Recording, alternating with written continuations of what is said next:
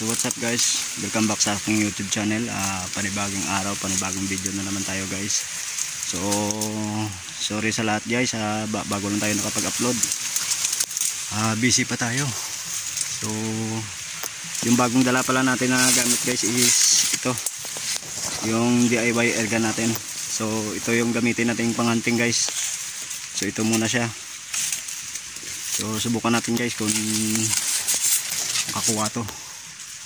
So sa aking bagong subscriber dyan, maraming salamat. At saka sa hindi pa nakasubscribe, paki-subscribe naman guys. At paki-hit na lang ang notification bell. At sa lahat po ng sumusuporta sa aking munting channel, maraming salamat sa inyo lahat. At shoutout sa inyong lahat. So abang-abang na tayo guys, at baka maduba po na. So stay tuned guys, update ko na kayo mamaya. So ito na pala yung ating bagong gawa na guys, na DIY na airgun. So ituturo ko lang sa inyo kung paano gamitin ito guys. So yan, hindi pa na pinturahan guys. Tubo lang tong ginamit ko guys, kasi hindi ako nakahanap ng ng shock ng motor. So ito guys, yung mechanism ng hammer nya is first cock,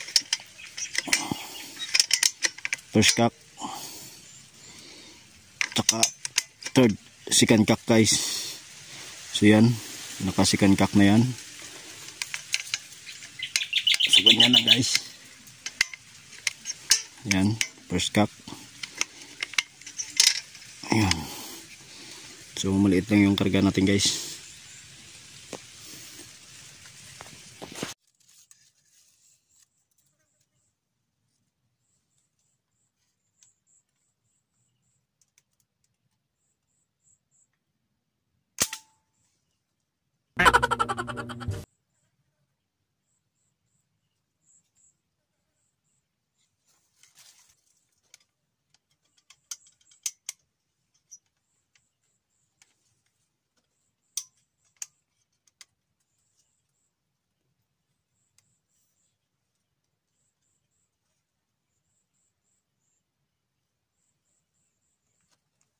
Tanga talaga.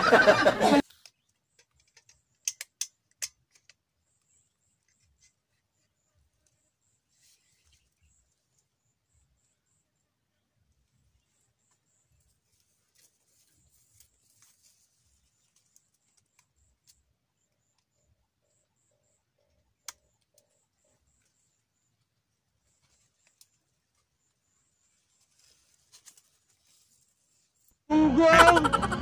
Parinig kita sa mukha eh!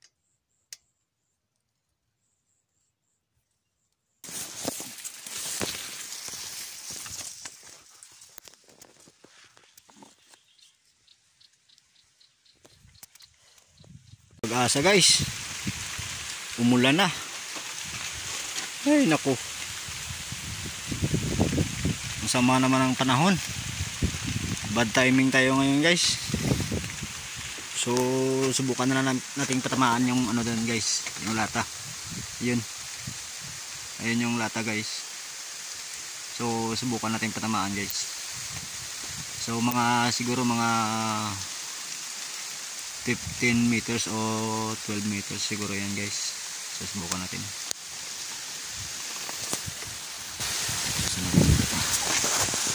Subukan natin guys kung matamaan natin. Ayusin naman natin yung camera guys. Yan, ayusin natin. Yan, so load.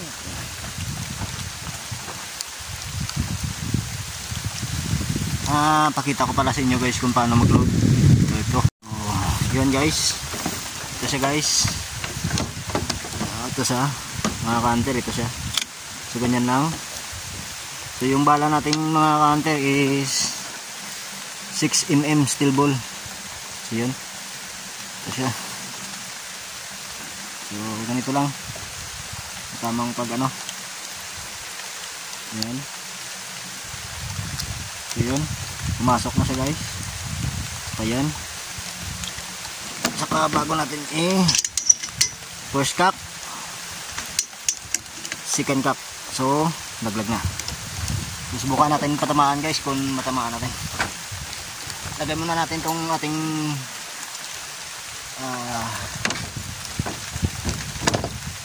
bomba guys, yung PCP pump. Ito siya guys, yung PCP pump natin gamit. Lagay muna natin dito. So yun guys, at subukan na natin. So yun guys, subukan na natin guys. Yun, ilatag natin, ayos na natin yung camera. Yun. So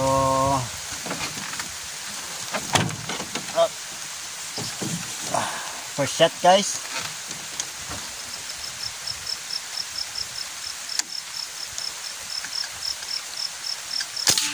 Yun. So tinamaan natin guys. So subukan natin second shot. Kung ganun pa rin. Oh. Yeah. So second shot guys. Subukan natin. Yun. Tinamaan pa rin guys. Third shot.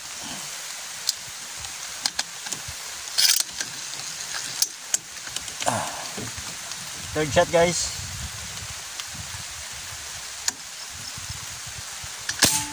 Oh, walang bala. Nahulog yung bala guys. Third shot.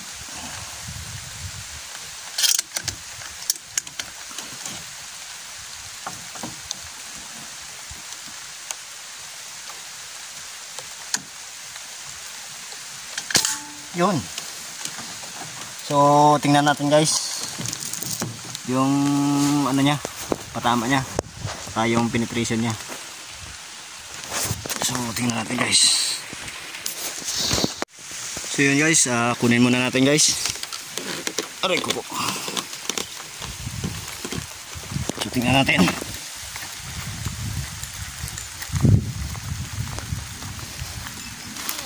Uy, ito yung tama niya guys.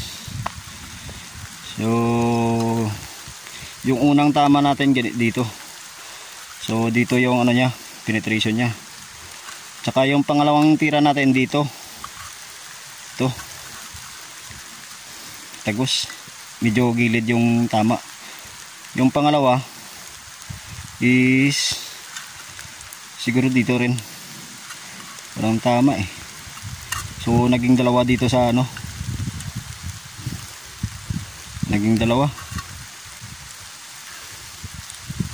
So yun guys, yun lang yan. At maraming salamat.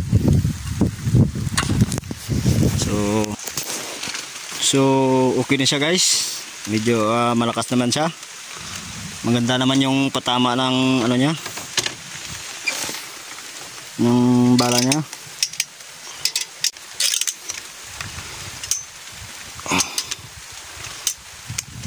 So ito guys, subukan natin kung gaano kalakas ng walang bala. Ito. Yun. Kita nyo guys, umuusok yung barrel niya. So sobrang lakas, umuusok na guys. So maganda talaga yung ano to. So yun guys, maraming salamat at hanggang dito na lang yung ating video kasi hindi na tayo makapag-hunting guys. Sa bago pa lang po sa aking YouTube channel, paki-subscribe naman po at saka paki-pindot na lang yung notification bell sa ilalim para lagi kang updated sa ating mga video.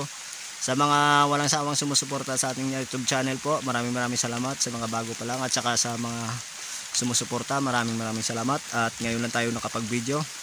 Sana po may natutunan kayo sa aking bagong ginawa na DIY na airgun. Sana may natutunan po kayo at tips po para kung gagayahin nyo, may ideya na po kayo sa ganitong setup ng airgun. So mas maganda guys kung may gamit kayong, may sarili kayong barrel ng may groove. Mas maganda pa yan guys kasi pwede na kayong gumamit ng pellet. Sa akin kasi hindi pa ako nakahanap ng ano ng barrel na may groove eh. So 6mm lang muna yung gamit natin guys. So ito lang siya guys, yung 6mm steel ball lang yung gamit natin na barrel. So ganyan lang siya guys. Pwede rin siya sa tiksay, pwede rin siya sa pang tiksay guys, kasi wala siyang groove, hindi masisira yung groove niya guys. So pwede natin siyang balaan na pang tiksay. So pag hunting tayo ng isda, pwede natin siyang gamitin. So yun lang guys, at maraming salamat sa ating walang sawang sumusuporta sa ating YouTube channel. Stay tuned lang at babawi tayo sa susunod na video. God bless at maraming salamat. See you.